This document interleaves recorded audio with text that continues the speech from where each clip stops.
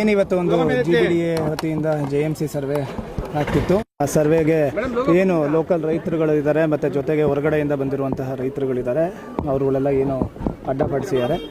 ಅದ್ರ ಬಗ್ಗೆ ಇಮಿಡಿಯೇಟಾಗಿ ನಾವು ಆ್ಯಕ್ಷನ್ ತೊಗೊಂಡಿದ್ದೀವಿ. ಒಂದು FIR ಕೂಡ ದಾಖಲೆ ಮಾಡಿದ್ದೀವಿ.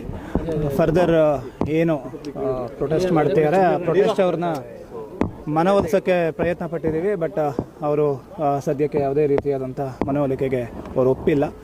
ಅವ್ರದ್ದೇನು ಬೇಡಿಕೆಗಳಿದೆ ಅವರು ಹೇಳಿದ್ದಾರೆ. ಬಟ್ ಅದು ಕಾನೂನಿನ ಚೌಕಟ್ಟಿನಲ್ಲಿ ಇದೆಯೋ ಇಲ್ವೋ ಅದನ್ನು ಸಂಬಂಧಪಟ್ಟ ಅಧಿಕಾರಿಗಳು ಸೂಕ್ತ ಡಿಸಿಷನ್ ತೊಗೊಂಡು ಅವರು ಅದನ್ನು ತಿಳಿಸ್ಬೇಕಾಗಿರುತ್ತದೆ. ಬಟ್ ಏನು ಗೌರ್ಮೆಂಟ್ ಕೆಲಸಕ್ಕೆ ಅಡ್ಡಪಡಿಸಿದ್ದಾರೆ, ಜೊತೆಗೆ ಏನು ನಮ್ಮ ಪೊಲೀಸಿಗೆ ಕೆಲವು ಸಿಬ್ಬಂದಿಗಳಿಗೆ ಕಲ್ಲಲ್ಲಿ ಹೊಡೆದಿದ್ದಾರೆ, ಅದ್ರ ಬಗ್ಗೆ ನಾವು ಆಲ್ರೆಡಿ ಕೇಸ್ ಮಾಡಿದ್ದೀವಿ. ಫರ್ದರ್ ತನಿಖೆಯನ್ನು ಕೂಡ ನಾವು ಮುಂದುವರಿಸ್ತೀವಿ. ಸರ್, ಏನೇನೆಲ್ಲ ಡ್ಯಾಮೇಜ್ ಆಗಿದೆ? ಸೊ ಇವತ್ತು ಯಾರು ರೈತರ ಸರ್ವೆಗೆ ಬಂದಿದ್ರು ಸರ್? ಒಪ್ಪಿದವರು ಅಂತದ, ಒಪ್ಪಿಲ್ಲದ ಅಧಿಕಾರಿಗಳಿಗೆ ಆಮೇಲೆ ಯಾರ್ಯಾರಿಗೆಲ್ಲ ಹೀಟ್ ಆಗಿದೆ ಸರ್? ಏನು ಡ್ಯಾಮೇಜ್ ಆಗಿದೆ ಸರ್? ಒಂದು 2 ಪ್ರೈವೇಟ್ ವೆಹಿಕಲ್ಸ್ಗಳದ್ದು ಗಾಜುಗಳನ್ನ ಪುಡಿ ಮಾಡಿದ್ದಾರೆ.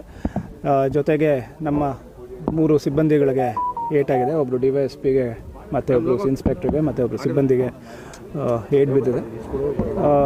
ಏನು GBDA ಕಡೆಯಿಂದ ಸರ್ವೆಗೆ ಬಂದಂಥ ಕೆಲವು ಅಧಿಕಾರಿಗಳಿಗೆ ಗೆರಾವ್ ಮಾಡಿ ಮುತ್ತಿಗೆ ಮಾಡಿ ಹಾಕಿದ್ದಾರೆ.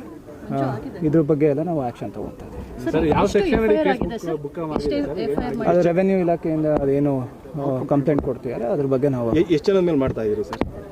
ಸದ್ಯಕ್ಕೆ ಅವರು ಕಂಪ್ಲೇಂಟ್ ಬಗ್ಗೆ ಏನು ಅವರು ಎಲ್ಲ ಸುಮಾರು ಜನ ರೈತರು ಅಂತ ಕೊಟ್ಟಿದ್ದಾರೆ. ಸುಮಾರು ಮೀನ್ಸ್ ಎಷ್ಟು ಜನ ಸರ್? 50, 100 ಎಷ್ಟು ಜನ ಸರ್?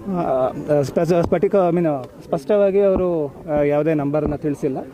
ಹಲವಾರು ಜನ ಅಂತ ಹೇಳಿದ್ದಾರೆ. ಅವ್ರ ಬಗ್ಗೆ ನಾವು ಕ್ರಮ ಸರ್. ಇವತ್ತು ಎಲ್ಲಿ ಸರ್ವೆ ಮಾಡಕ್ಕೆ ಬಂದಿದ್ದು ಸರ್?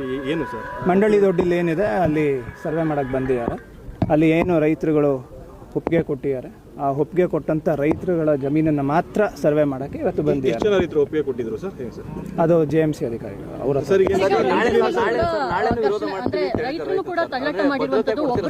ಅಸ್ವಸ್ಥ ಆಗಿರುವಂತದ್ದು, ಅದ್ರ ಬಗ್ಗೆ ಏನು ಕ್ರಮ ಸರ್? ಯಾರು ಪೊಲೀಸ್ ಕಡೆಯಿಂದ ಯಾವುದೇ ರೀತಿಯಾದಂಥ ತೊಂದರೆ ಯಾರಿಗೂ ಆಗಿಲ್ಲ. ಅಸ್ವಸ್ಥ ಏನು ಆಗಿದ್ದಾರೆ ಅವರು ಇದ್ರ ಪರವಾಗಿರುವಂತಹ ರೈತ, ಅಂದರೆ JMC ಆಗಲಿ ಅಂತ ಹೇಳಿರುವಂತಹ ರೈತ ಒಬ್ಬರು ಅಸ್ವಸ್ಥ ಆಗಿರೋರು. ಅವರು ಇವಾಗ ಅವ್ರಿಗೆ ಚಿಕಿತ್ಸೆ ಕೊಡಲಾಗಿದೆ. ಅವರೇನು ತೊಂದರೆಗೆ ಒಳಪಟ್ಟಿಲ್ಲ, ಅವರು ಆರಾಮಾಗಿದ್ದಾರೆ. ಈ ಸರ್ವೆ ಕಾರ್ಯ ಮುಂದುವರಿಯುತ್ತಾ? ನಾಳೆಯಿಂದ ನಡೆಸ್ತೀರಾ ಹೇಗೆ ಸರ್? ಅದನ್ನ